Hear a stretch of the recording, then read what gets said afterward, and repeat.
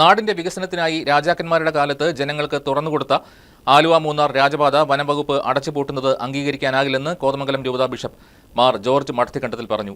Old Aluva Munnar Rajapatha road പുനർഗതാഗത യോഗ്യമാക്കണമെന്നാവശ്യപ്പെട്ടുകൊണ്ട് Kothamangalam PWD sub division ഓഫീസിന് മുന്നിൽ കോതമംഗലം മുനിസിപ്പൽ കൗൺസിലിന്റെയും കീരമ്പാറ, കുട്ടമ്പുഴ, മാങ്കുളം ഗ്രാമപഞ്ചായത്തുകളുടെയും റോഡ് ആക്ഷൻ കൗൺസിലിന്റെയും സംയുക്ത ആഭിമുഖ്യത്തിൽ നടത്തിയ ജനകീയ മുന്നേറ്റ ധർണ ഉദ്ഘാടനം ചെയ്ത് സംസാരിക്കുകയായിരുന്നു അദ്ദേഹം.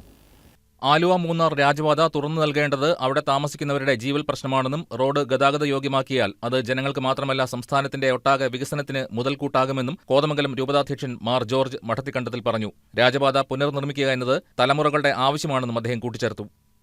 ദീർഘനാളത്തെ ആവശ്യമാണ് ആലുവ മൂന്നാർ പഴയ റോഡ് രാജപാത തുറന്ന് സഞ്ചാരയോഗ്യമാക്കണമെന്നുള്ള ആവശ്യം അനേകം തലമുറയുടെ ആവശ്യമാണ്. കൂടാതെ സാധാരണ ജനങ്ങളുടെ ആവശ്യമാണത്. ഇവിടെ വന്നിരിക്കുന്നവര് സാധാരണ മനുഷ്യരാണ്. കൂടാതെ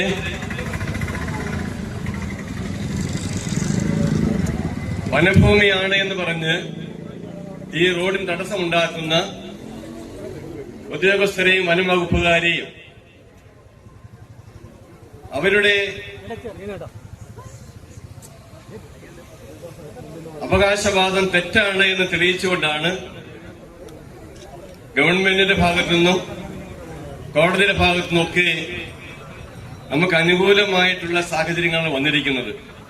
1878 ആലുവ മൂന്നാർ രാജപാത നിർമ്മിച്ചത്. 1924 വെള്ളപ്പൊക്കത്തിലാണ് രാജപാത തകർന്നത്. PWD ഉടമസ്ഥതയിലുള്ള റോഡിൽ പൂയംകുട്ടി മുതൽ പെരുമ്പൻകുത്ത് വരെയുള്ള 26 കിലോമീറ്റർ വനംവകുപ്പ് അനധികൃതമായി കൈയടക്കി വച്ചിരിക്കുകയാണ്. രാജപാത ഇപ്പോഴും ഗതാഗത യോഗ്യമാണെന്നും PWD ഉടമസ്ഥതയിലാണെന്നും കാണിച്ച് കോതമംഗലം തഹസിൽദാർ റിപ്പോർട്ട് സമർപ്പിച്ചിട്ടുള്ളതുമാണ്. കോതമംഗലം PWD റെസ്റ്റ് ഹൌസിന് മുൻപിൽ നടന്ന പ്രതിഷേധ യോഗത്തിൽ ഫാദർ ജോസ് ചിരപ്പറമ്പിൽ അധ്യക്ഷത വഹിച്ചു. കോതമംഗലം മുനിസിപ്പൽ ചെയർപേഴ്സൺ ഭാനുമതി രാജു, കീരമ്പാറ ഗ്രാമപഞ്ചായത്ത് പ്രസിഡന്റ് റീന ജോഷി, കുട്ടമ്പുഴ ഗ്രാമപഞ്ചായത്ത് പ്രസിഡന്റ് മേരി കുര്യാക്കോസ്, മാങ്കുളം ഗ്രാമപഞ്ചായത്ത് president Saju Jose, father George Kollamparambil, father Robin Padinjarekkutt, Shaji Payyanikkal, advocate Devasi തുടങ്ങിയ ഒട്ടേറെ പേർ സംസാരിച്ചു.